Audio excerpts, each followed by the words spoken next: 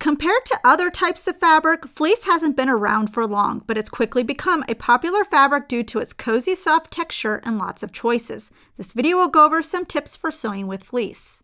There are different types of fleece, including polyester, anti-pill, sherpa, cotton blend, sweatshirt fleece, etc.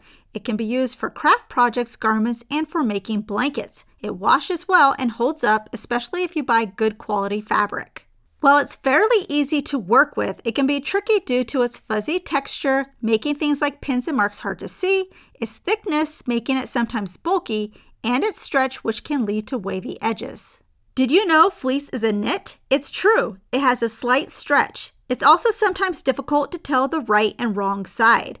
If you stretch it on the cross-grain side, the side perpendicular to the selvage, it'll curl to the wrong side of the fabric. Make marks on the fabric to keep track. When choosing a project, pick something with simple lines and not a lot of complex details that could make things difficult and bulky.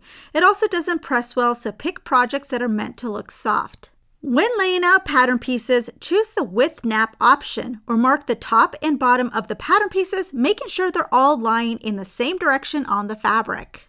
With thick fabric, you may want to cut pieces on a single layer. If doing this, make sure if you have pieces that are a cut to, you do mirror pieces so you end up with a right and left piece.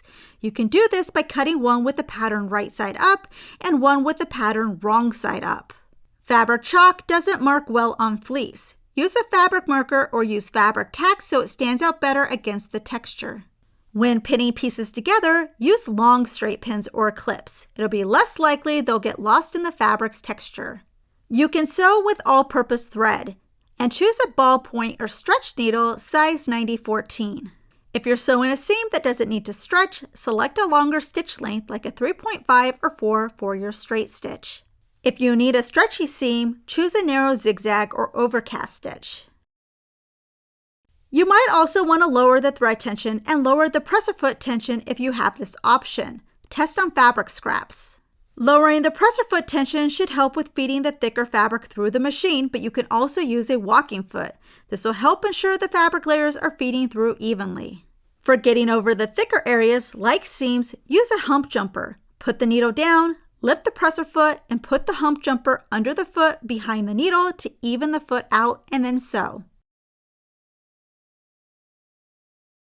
On curved areas like necklines, it's possible this area could get distorted or stretched out because of the fabric's stretch.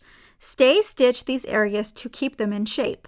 If you need a facing like on a neckline, consider using a lighter weight fabric instead of fleece to help cut down on bulk.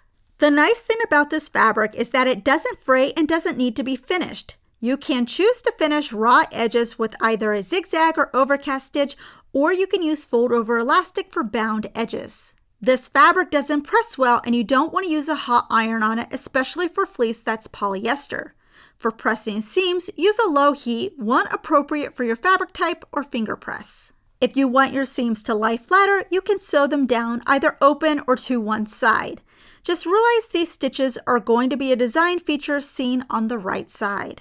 For interfacing, use a sew-in kind. It's a good idea for areas that have fasteners like zippers or buttonholes to use interfacing. When hemming, you can use a twin needle. See the description for a link to using one, or you can use rib knit and create a cuff. Loose fleece fibers can make things a little messy. Make sure you clean your machine after working with this type of fabric and wipe down your scissors.